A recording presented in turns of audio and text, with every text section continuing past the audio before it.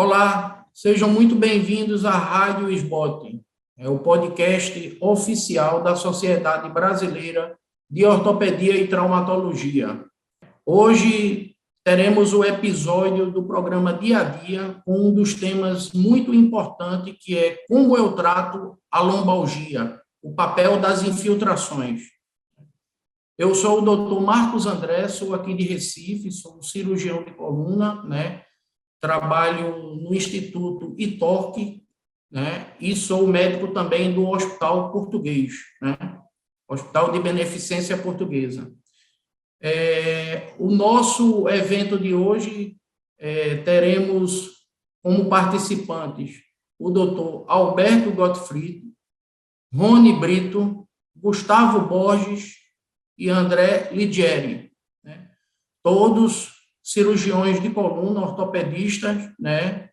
Não vou me deter muito com relação à apresentação de cada um, até porque são nomes bem referenciados, né? E eu acho que vai dar para a gente fazer um bate-papo bem legal sobre o tema, até porque o doutor André também tem uma experiência muito boa com a parte de tratamento de dor. Ele tem essa especialização, é diretor do comitê da SBOT, né, do comitê de dor, né? O doutor Alberto é cirurgião de coluna e trabalha também, faz parte do board do Hospital Albert Einstein, né?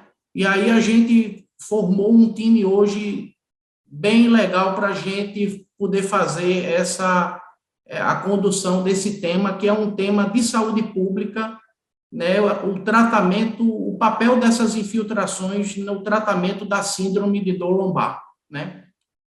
Então, eu queria fazer uma coisa bem informal, né, assim, bem participativa e bem inclusiva, né?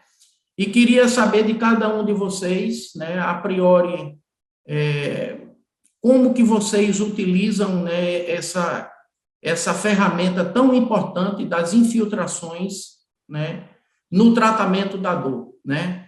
Como que é o protocolo de vocês, principalmente quando que vocês indicam, né?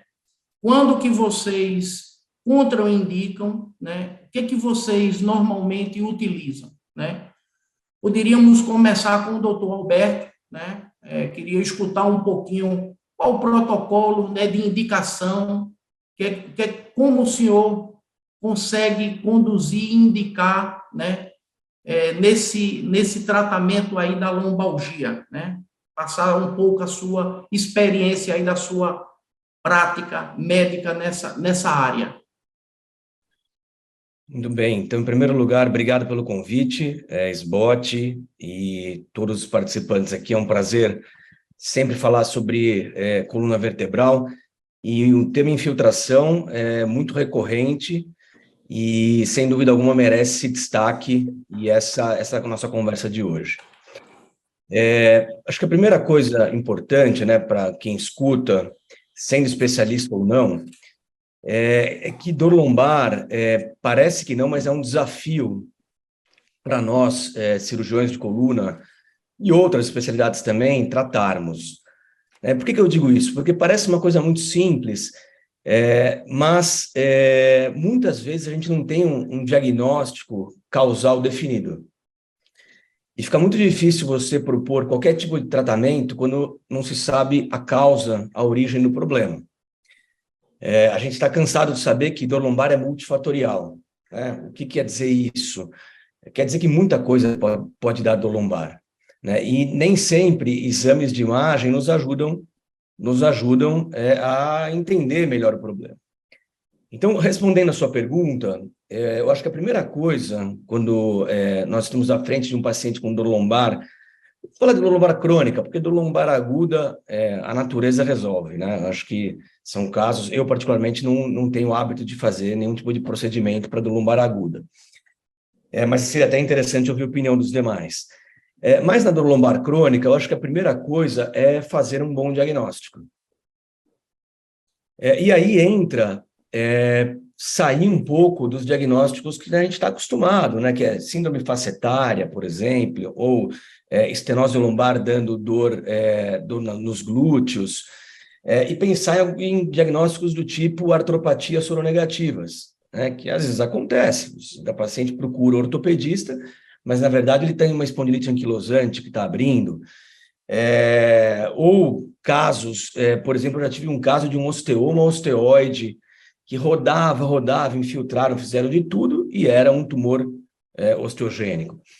Então, a primeira coisa é afastar os diagnósticos todos de exclusão, né? E quando a gente sobra com aqueles pacientes que têm ali, ou pelo menos que a gente tem grande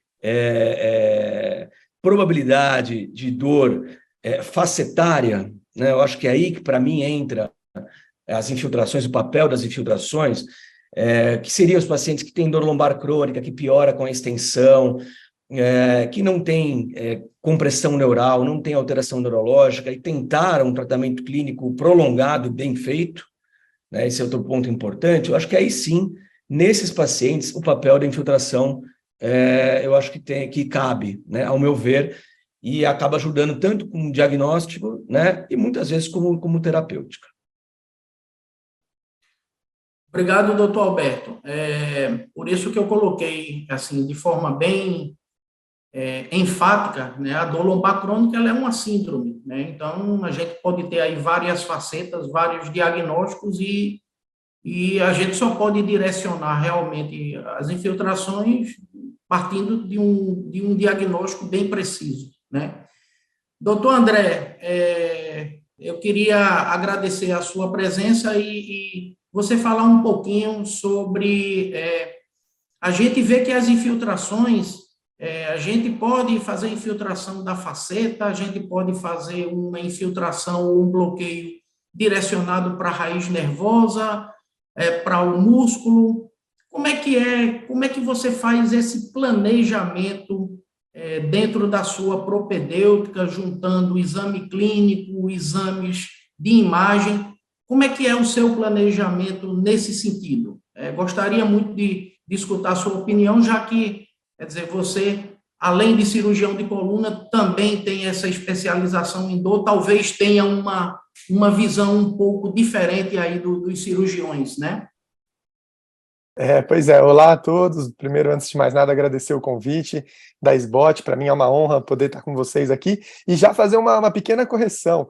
Eu acho que dessa mesa aqui eu sou o único que não sou cirurgião de coluna, muito embora hoje esteja, né, vinculado dentro do Hospital das Clínicas, justamente num ambulatório de complicações pós-cirurgias de coluna, e eu acabo ficando nesse ambulatório. Eu acho que estudar a dor acabou me levando para esse meio, então eu só quero fazer a correção que eu não sou cirurgião de coluna, muito embora, né, milite aí, atue nessa área, eu tente amenizar o sofrimento de todas as pessoas que acabam tendo problema de coluna. Acho que esse é o grande norte do meu dia a dia.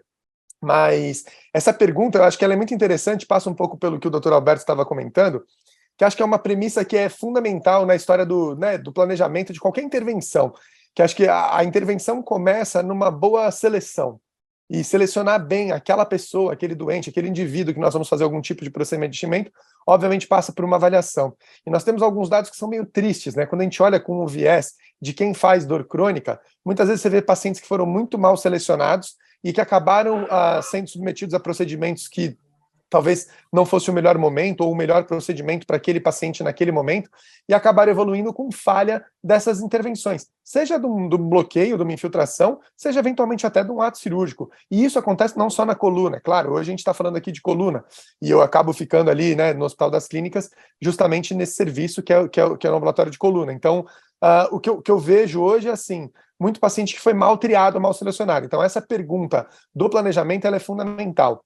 Quando a gente pensa em lombalgia crônica, como, né, vocês mesmos já falaram, e acho que todos nós concordamos, ela é uma síndrome complexa. Nós gostamos de chamar, dentro do estudo da dor, de que ela é uma doença per se. Então, a lombalgia crônica é uma doença per se, como a hipertensão, como o diabetes.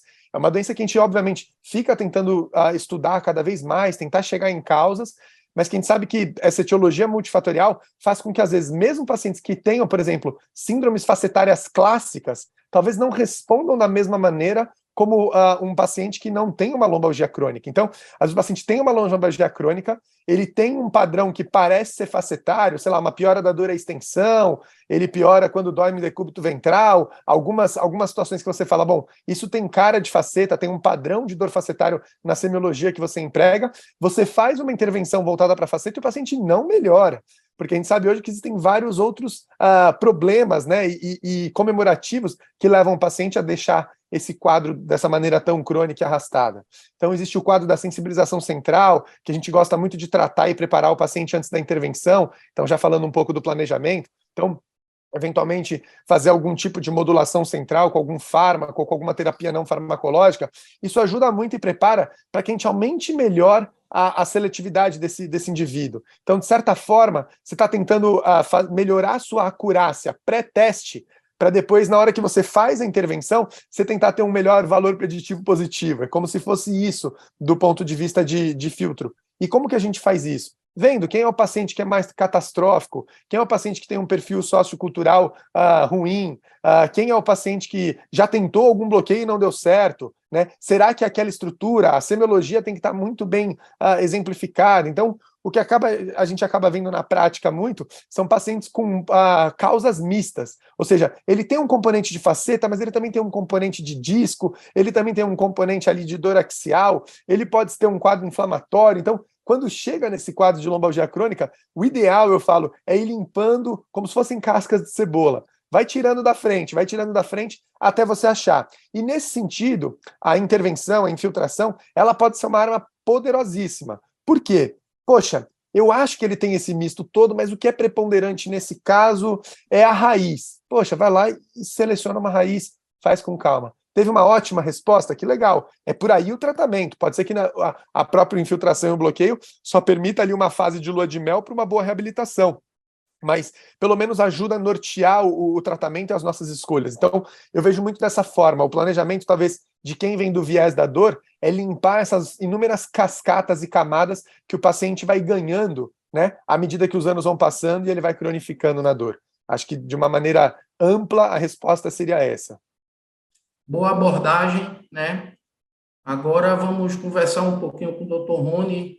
Rony, gostaria de saber na sua rotina, na sua prática, que você passasse assim alguns detalhes básicos da técnica, como é que você planeja isso aí, o posicionamento do paciente, o uso do intensificador, posicionamento das imagens, né? Coisas básicas do procedimento que, assim, hoje as infiltrações de coluna são procedimentos, hoje, assim, de rotina, feito e podendo ser repetidos aí em várias etapas, de formas seriadas ou sucessivas.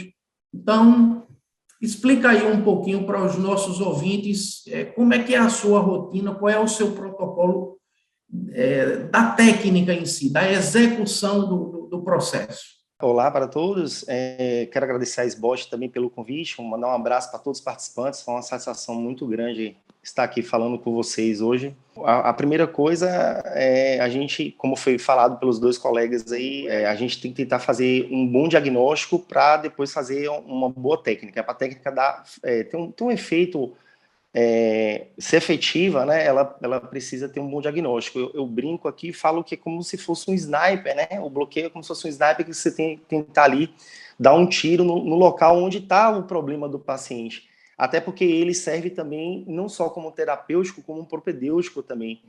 Né? Então, é muito importante o diagnóstico, como todos falaram aí, que a lombalgia é uma causa multifatorial. Né? Primeiro que o procedimento é um procedimento teoricamente simples, né?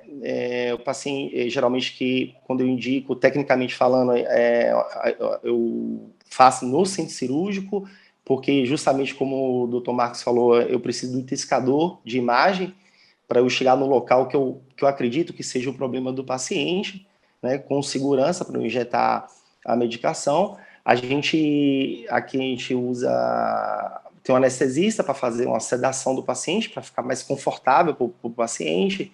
A gente coloca em decúbito ventral, faz asepsia, né? Eu, particularmente, apesar de ser um procedimento simples, eu gosto de fazer antibiótico profilaxia. A gente teve um caso aqui de uma espondilodicite, né? Após um procedimento de bloqueio, lógico que não é o bloqueio que fez, várias causas, paciente com imunodepressão. Eu não sei se todos têm essa rotina, eu tenho gente do meu grupo que acha que não precisa fazer, mas por causa de um caso não meu, de outro colega, eu acabo fazendo o antibiótico profilático. Então, a gente tem que ter uma boa imagem, em primeiro lugar. Então, eu começo sempre com um AP, fazendo um AP verdadeiro, né? E a gente sabe tem um nível, por exemplo, vou dar um exemplo, L4, L5, a gente sabe que tem a raiz, ela passa ali embaixo ali do pedículo, a gente tem uma zona de segurança para a gente evitar que a gente fure, faça uma lesão dural, por exemplo, né? E aí, o que acontece? Eu vou enfiando a agulha, faço também, às vezes, eu gosto de fazer o oblíquo, né? Que aí você vai ali mais ou menos abaixo do pedículo 6 horas ali. Eu não uso contraste, eu não gosto de usar contraste, eu vou pela parte anatômica mesmo, e eu faço um oblíquo depois que eu acho que está na posição certa no AP e no oblíquo, eu faço um perfil. A gente sabe ali que a raiz ela sai no forame, ali, um exemplo, se for forame, 2/3 superior, se for na faceta, eu gosto de fazer o perfil também para ver a faceta, se eu estou com agulha, e aí eu injeto, eu gosto de usar corticóide anestésico, geralmente eu uso a bupivacaína, né? Se for para faceta, eu gosto se for forame, eu evito corticóide de depósito, então eu uso Decadron. Na faceta, às vezes eu uso Dopamidol. E depois injeto o medicamento, né, com segurança, com o uso do arco IC, e acabou. O procedimento é rapidinho, 30 minutos, 40 minutos, lógico, feito com segurança, e dou alta para o paciente a critério do anestesista, 2, 3 horas após o procedimento. Eu acho de uma forma, assim, eu particularmente eu faço desse jeito. Eu uso o anestésico local, também antes de infiltrar a agulha, eu gosto, e eu pego o anestésico, diluo 1:1 no soro e faço uma solução com corticoide. Muito interessante aí as palavras do Rony, e ele tocou em 2 pontos aí que, assim, são bem discutidos. Alguns cirurgiões, alguns especialistas de dor utilizam contraste, outros preferem utilizar mais a referência anatômica, né? O outro ponto que o Dr. Rony falou também a respeito do uso da profilaxia com antibiótico, né? Eu queria saber dos palestrantes o que é que cada um segue, né? Quem usa contraste, quem não usa, e o uso de antibiótico, por exemplo. O meu questionamento para vocês: um procedimento que é feito em partes moles, raiz nervosa e talvez só em faceta, mesmo sendo extraarticular, vocês utilizam a profilaxia de rotina ou vocês sempre ponderam o uso do antibiótico? Vamos começar por Gustavo. Qual que é a sua rotina, Gustavo, em relação ao uso do contraste e a profilaxia com antibiótico? Olá a todos. Em primeiro lugar, eu queria agradecer também ao convite da SBOT. É um prazer estar aqui com os colegas. Como já foi falado, diversos aspectos aí da infiltração, né? Especificamente esse ponto que você tocou, eu tenho por rotina usar o antibiótico profilático. Eu acho que frequentemente a gente, embora, como você falou, um procedimento que a gente às vezes faz extraarticular, só ali na faceta, você faz mais de um nível, então acho que o risco-benefício aí de você usar uma cefazolina aí de profilaxia, acho que é positivo, né? E em relação ao uso de contraste, eu gosto de usar o contraste somente quando eu vou fazer um bloqueio foraminal de raiz seletivo, né, ou se for fazer uma infiltração caudal para um paciente que vou fazer um volume maior, ou um paciente que já tem uma artrodese lombar, uma coisa assim, que a gente vai precisar fazer um volume grande pela via caudal. Eu gosto de fazer o contraste para fazer ali o epidurograma, né, e aí ter certeza que a agulha está bem localizada. Agora, quando vai fazer uma infiltração facetária, um bloqueio, né, direto da faceta ou ali do ramo medial, aí eu não tenho por rotina usar o contraste, né, apenas a radioscopia simples, a gente consegue confirmar bem ali o posicionamento da agulha, e aí eu acho que é seguro, é tranquilo de fazer sem usar o contraste. Acho que uma coisa interessante também que a gente podia falar é em relação ao uso dos corticoides particulados e não particulados, né? Assim, eu tenho como rotina usar a dexametasona também para infiltração, e eu sei que muitos colegas usam aí outros corticoides. Queria perguntar também qual é a opinião de vocês em relação a isso. Eu nunca tive problema relacionado à injeção intravascular, nem nada disso, mas assim, é uma coisa que a gente vê na literatura. Eu já tive a oportunidade de acompanhar um caso que foi feito no hospital que eu trabalho, complicação grave por uma injeção intravascular de corticoide particulado, o paciente evoluiu com déficit neurológico. Então, assim, embora seja uma coisa rara, é uma catástrofe, né, para um procedimento aí de rotina simples. Doutor Alberto, sua opinião com relação à utilização de contraste, profilaxia, né, com antibióticos, e aí você poderia comentar alguma coisa também.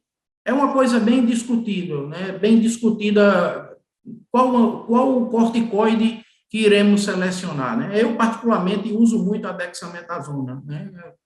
Eu nunca tive nenhum tipo de intercorrência, nenhum tipo de problema, mas faz parte da minha prática realmente o uso da dexametasona. Dificilmente uso o contraste, né, e a profilaxia também para casos muito selecionados, né?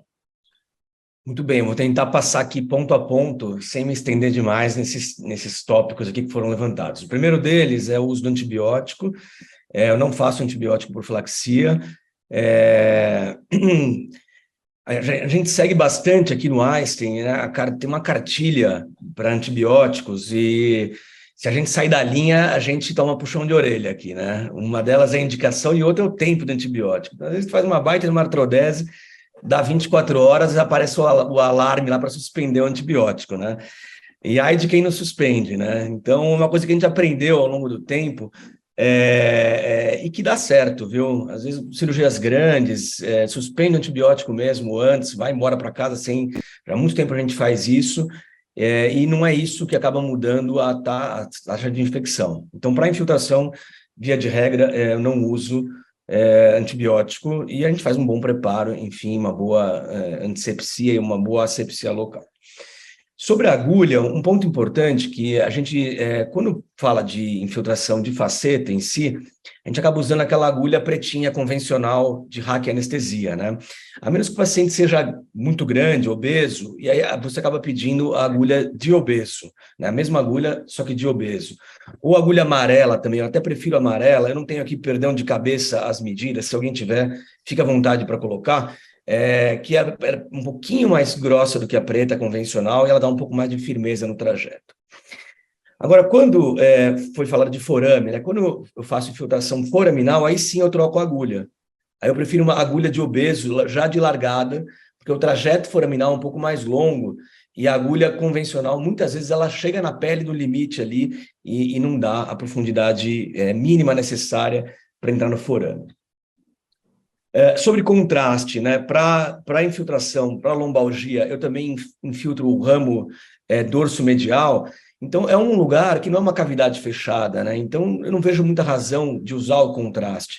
Então, eu faço só endoscopia à frente, a hora que bate na faceta, na junção da faceta ascendente com a lateral do pedículo, que dá mais ou menos 11 horas e 1 hora, eu sei que ali é o ponto ideal, não tem por que colocar contraste, e eu acabo aplicando a medicação ali, ela acaba difundindo mais ou menos e banhando o nervo, né? Ao contrário da infiltração foraminal, que eu preciso delimitar bem o espaço epidural. E é preciso saber se o contraste, né, consequentemente o remédio, está chegando onde eu quero. Seja ele só na raiz, se for um bloqueio seletivo, ou dentro do recesso lateral, se for uma infiltração já com finalidade de penetrar no canal. Sobre o contraste, ainda mais uma coisa importante, é sempre lembrar de olhar a medicação e checar se você está usando o contraste correto. Eu sei de um caso famoso de um contraste que não era adequado para infiltração intratecal, e aí o paciente teve complicações gravíssimas neurológicas, né? Então, quando o circulante apresenta o remédio, olha o remédio e dá um ok para ele, tem que ser um contraste não iônico. Existem alguns nomes no mercado, Omnipac, Visipac e o Pamiron são os mais comuns. Então é importante que o cirurgião olhe e dê um ok, porque se tiver algum problema, a culpa não vai ser de quem entregou, vai ser certamente de quem autorizou a colocação daquele contraste. Em relação ao tipo de corticoide, eu basicamente uso a mesma solução para todos os pacientes. Eu sei que isso é um assunto bem controverso. Eu gosto da metilprednisolona, né, que é o Depomedrol, misturado com a ropivacaína. Né? Eu nunca tive complicação, acidente intravascular. Eu acho que se você consegue, na hora da colocação, puxando o êmbolo da seringa, você vê se vem sangue ou não. Isso já te dá segurança.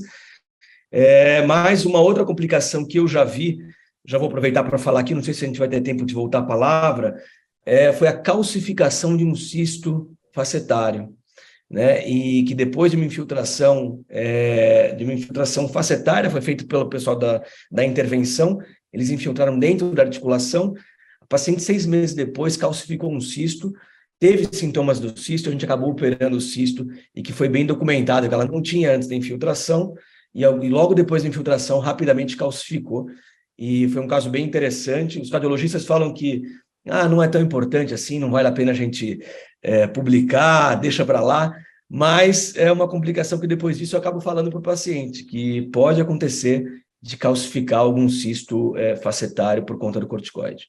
Ok. O doutor André, eu gostaria de escutá-lo de forma bem direcionada, até porque eu queria depois, eu acho que seria importante a gente abordar as orientações básicas e gerais, por exemplo, após uma infiltração e que o paciente tem alta. Quais as orientações, se faz repouso, se não faz, o protocolo de que como cada um segue no pós-operatório imediato, né? Acho que o Rony, o Alberto e o Gustavo já colocaram bem essas questões técnicas, né?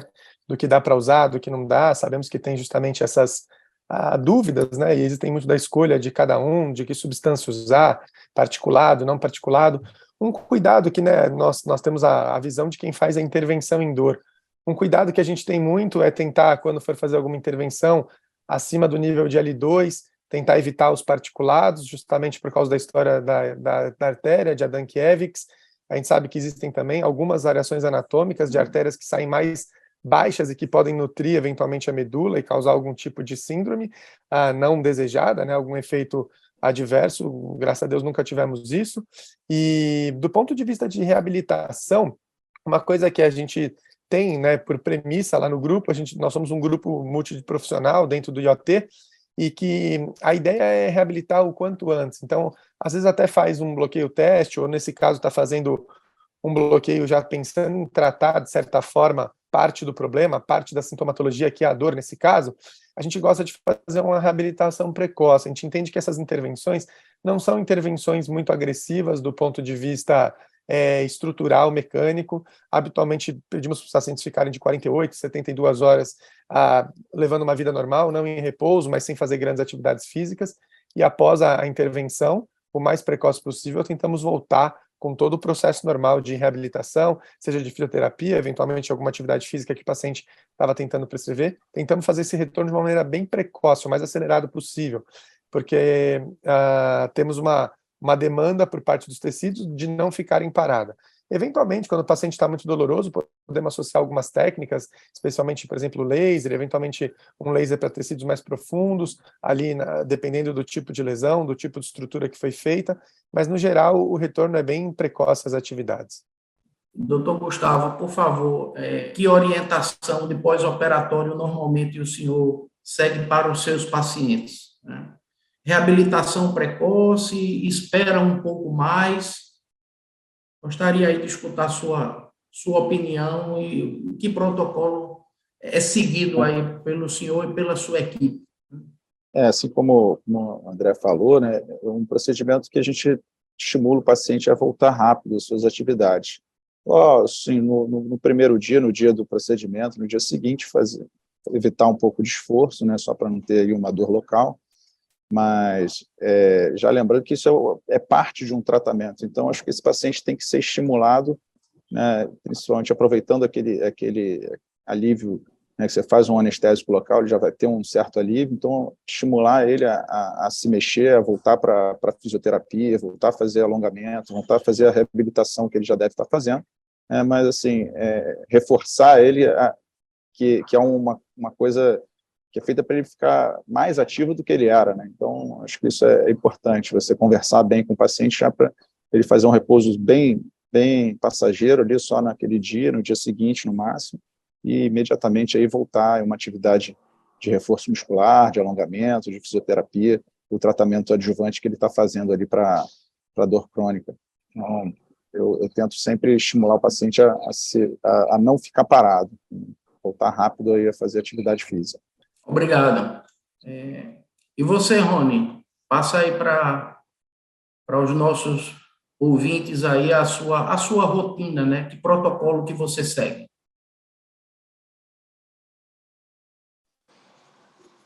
Basicamente igual o André e o Gustavo falou, reabilitação precoce, não fiz nenhum procedimento que cause nenhuma instabilidade à coluna do paciente, é uma infiltração, você está colocando medicamento ali, então não tem por que repouso para o paciente. Reabilitação precoce, liberado, fazer exercício físico, acho que é um conceito mais moderno, na minha opinião, no protocolo da nossa equipe a gente segue assim. Ok. Pessoal, acho que o tempo está bem avançado, né? Eu agradeço a participação de todos, né? Acho que foi muito positivo, né? Todas esses pontos que foram debatidos e essas orientações, o protocolo que cada um segue, né? A ideia aqui é trazer informações gerais, básicas, e eu acho que a gente conseguiu realmente esse objetivo, né? Então, agradeço a todos. Acabamos de ouvir mais um episódio da Rádio SBOT, né, o podcast oficial da Sociedade Brasileira de Ortopedia e Traumatologia, né? Todas as edições estão disponíveis no site, né, da www.sbot.org.br e também nas principais plataformas streaming.